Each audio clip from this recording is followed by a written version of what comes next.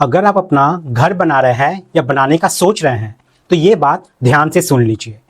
आपके घर में आने वाले ज़्यादातर क्रैक्स किसी बड़ी गलती से नहीं बल्कि एक छोटी सी लापरवाही से शुरू होते हैं, और वो लापरवाही होती है प्लिंथ बीम में की गई गलतियाँ। जी हाँ, प्लिंथ बीम आपके घर की वो बैकबोन है जो पूरे स्ट्रक्चर को नीचे से सपोर्ट देती है। अगर यही गलती हो गई तो धीरे धीरे आपका घर कमज़ोर पड़ने लगता है, दीवारों में दरारें आने लगती हैं और लाखों रुपए खर्च करने के बाद भी आपको सही रिजल्ट नहीं मिल पाता। इसलिए आज मैं आपको बताने वाला हूं प्लिंथ बीम से जुड़ी 7 ऐसी खतरनाक गलतियां जिन्हें अगर आपने अवॉइड कर लिया तो आपका घर सालों तक मजबूत और क्रैक फ्री रहेगा। इसके साथ ही साथ में आपको इंपॉर्टेंट टिप्स भी दूंगा जिससे आपकी प्लिंथ बीम और आपकी मकान बहुत ज्यादा मजबूत बन जाएंगे। तो चलिए शुरुआत करते हैं गलतियों से। सबसे पहली और सबसे आम गलती होती है प्लिंथ बीम लेवल पर मिट्टी की सही तरह से कॉम्पैक्शन ना करना। साइट पर अक्सर देखा जाता है कि फाउंडेशन बनने के बाद जल्दी जल्दी में बैक फिलिंग कर दी जाती है। मिट्टी डालने के बाद थोड़ा पानी छिड़क दिया जाता है और काम खत्म कर दिया जाता है, लेकिन असल में ये काम करना बहुत बड़ा जोखिम भरा होता है। जब मिट्टी को लेयर बाय लेयर अच्छे से कॉम्पैक्ट नहीं किया जाता तो समय के साथ वो धीरे धीरे बैठने लगती है, और जब ये बैठना अनइवन हो जाता है तो प्लिंथ बीम पर दबाव पड़ने लगता है। यही दबाव बाद में दीवारों में दरारों का कारण बनता है। इसलिए हमेशा 6 से 8 इंच की लेयर में मिट्टी भरें, पानी डालें और रैमर या मशीन से अच्छे से कॉम्पैक्ट करें। दूसरी बड़ी गलती है प्लिंथ बीम का लेवल सही ना रखना।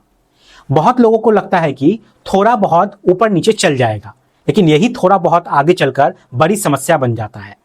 अगर प्लिंथ बीम एक ही लेवल में नहीं है तो उसके ऊपर बनने वाली दीवारों और स्लैब का लोड जो है वो बराबर तरीके से डिस्ट्रीब्यूट नहीं होता। कहीं ज़्यादा लोड आता है तो कहीं कम, और इससे स्ट्रक्चर में इम्बैलेंस पैदा होता है। इसका सीधा असर क्रैक्स के रूप में दिखता है। इसलिए शटरिंग करते समय water level pipe, spirit level या लेजर लेवल का इस्तेमाल जरूर करें। तीसरी गलती है स्टील रेनफोर्समेंट में लापरवाही करना। बहुत बार लोग बिना प्रॉपर डिजाइन के ही स्टील डाल देते हैं या फिर स्टील की मात्रा कम कर देते हैं ताकि खर्च बचा सके, लेकिन ये सब खतरनाक सोच है। प्लिंथ बीम का काम ही लोड को संभालना और डिस्ट्रीब्यूट करना होता है। अगर उसमें स्टील की सही डायमीटर, स्पेसिंग और लैप लेंथ का ध्यान नहीं रखा गया तो बीम कमजोर हो जाएगा। साथ ही अगर कवर ब्लॉक नहीं लगाया गया तो स्टील सीधे मिट्टी के संपर्क में आ जाएगा और उसमें जंग लगने लगेगी। ये जंग धीरे धीरे स्टील को कमजोर कर देती है और क्रैक्स यहाँ पे आने लगते हैं। इसलिए हमेशा काम करवाने के लिए जो इंजीनियर की तरफ से स्ट्रक्चरल ड्राइंग मिली है उसे जरूर फॉलो करें। चौथी गलती है कंक्रीट का सही अनुपात यानी कि रेशियो ना रखना। कई बार ठेकेदार काम आसान करने के लिए पानी ज्यादा डाल देते हैं जिससे कंक्रीट पतला हो जाता है, लेकिन ज्यादा पानी का मतलब होता है कम स्ट्रेंथ। और इसी तरह अगर आपने सीमेंट कम डाल दिया तो भी कंक्रीट जो है वो कमजोर हो जाती है। प्लिंथ बीम के लिए सही ग्रेड का कंक्रीट जो होता है वो कम से कम M20 ग्रेड का इस्तेमाल होना चाहिए। याद रखिए, जितना ज्यादा पानी उतना कम मजबूती वाला आपका स्ट्रक्चर होगा। पांचवी गलती है कंक्रीट डालते समय वाइब्रेशन सही से ना करना। जब कंक्रीट डाला जाता है तो उसके अंदर हवा के छोटे छोटे बुलबुले रह जाते हैं। अगर आप निडल वाइब्रेटर का इस्तेमाल नहीं करते तो ये हवा बाहर नहीं निकलती और कंक्रीट में खाली जगह यानी कि हनी कॉम्बिंग बना लेती है। ये खाली जगह बीम को कमजोर कर देती है और पानी के अंदर जाने का रास्ता बना देती है, जिससे धीरे धीरे क्रैक्स और डैमेज दोनों शुरू हो जाते हैं। छठी गलती है क्यूरिंग यानी कि पानी सही से ना देना। कंक्रीट डालने के बाद उसे मजबूत बनाने के लिए क्यूरिंग बहुत जरूरी होता है, लेकिन अक्सर लोग 2-3 दिन बाद ही पानी देना बंद कर देते हैं, जबकि कम से कम 7 से 10 दिन क्यूरिंग करना बहुत जरूरी है। अगर क्यूरिंग सही से नहीं होगी तो कंक्रीट में श्रिंकेज क्रैक्स आ जाएंगे और उसकी ताकत जो है वो कम हो जाएगी। इसलिए क्यूरिंग को कभी भी नजरअंदाज ना करें। सातवीं और सबसे इंपॉर्टेंट गलती है डीपीसी यानी कि डैम प्रूफ कोर्स को नजरअंदाज करना। प्लिंथ बीम के ऊपर डीपीसी दिया जाता है ताकि जमीन से आने वाली नमी दीवारों तक ना पहुंचे। अगर डीपीसी सही तरीके से नहीं किया गया या उसमें वाटरप्रूफिंग कंपाउंड नहीं डाला गया तो धीरे धीरे नमी ऊपर आने लगती है।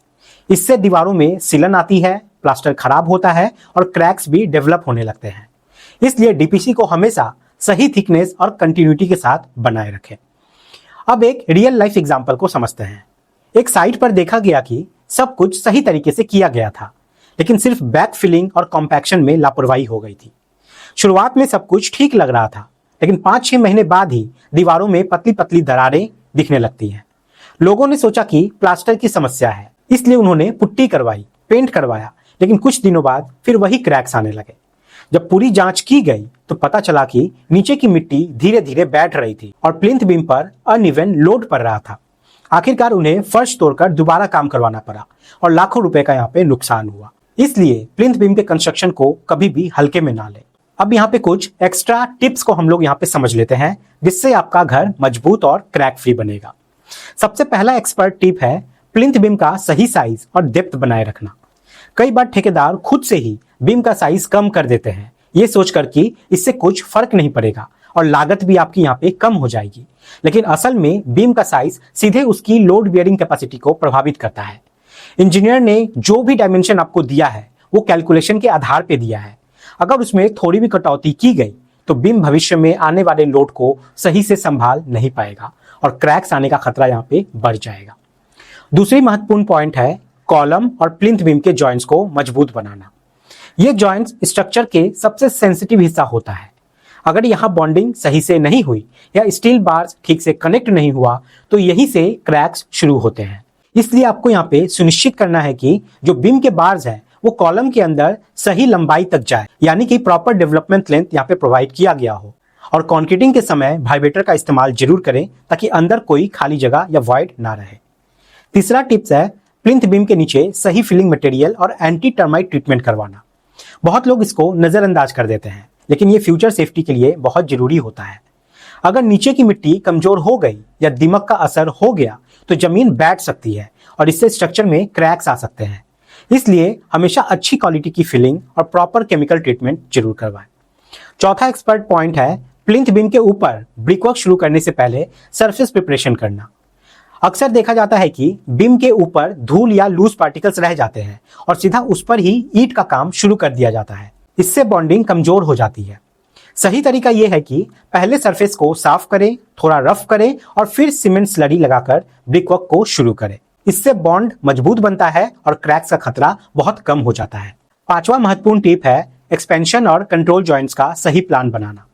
खासकर बड़े घरों या लंबी दीवारों में ये बहुत ज्यादा जरूरी हो जाता है। मौसम के बदलाव और मटेरियल श्रिंकेज के कारण स्ट्रक्चर में मूवमेंट होता है। अगर ये मूवमेंट कहीं एडजस्ट नहीं हो पाया तो ये क्रैक्स के रूप में दिखाई देने लगता है। इसलिए सही जगह पर जॉइंट्स देना एक स्मार्ट इंजीनियरिंग प्रैक्टिस माना जाता है। छठा पॉइंट है प्लिंथ लेवल के आसपास प्रॉपर ड्रेनेज सिस्टम बनाना। अगर घर के आसपास पानी जमा होती है तो वे धीरे धीरे मिट्टी को कमजोर करता है और सीपेज बढ़ाता है। इससे प्लिंथ बीम पर असर पड़ता है और क्रैक्स आने लगते हैं। इसलिए हमेशा ये सुनिश्चित जरूर करें कि पानी घर से दूर निकले और कहीं जमा ना हो। तो दोस्तों, अब आपके पास वो सारी जानकारी है जो एक आम इंसान को कभी नहीं मिलती। अगर आपने इन सभी पॉइंट्स को ध्यान में रखकर अपना घर बनाया तो यकीन मानिए आपका घर सालों तक मजबूत, सुरक्षित और क्रैक फ्री रहेगा। अगर आपको ये जानकारी वैल्यूएबल लगी हो तो इस वीडियो को शेयर जरूर कीजिएगा और इस चैनल को सब्सक्राइब करके जरूर रख लीजिएगा, ताकि जब भी मैं वीडियोस लाऊं वो वीडियो आपको ऑटोमेटिक मिलती रहे। मिलते हैं अगली वीडियो में, तब तक के लिए धन्यवाद।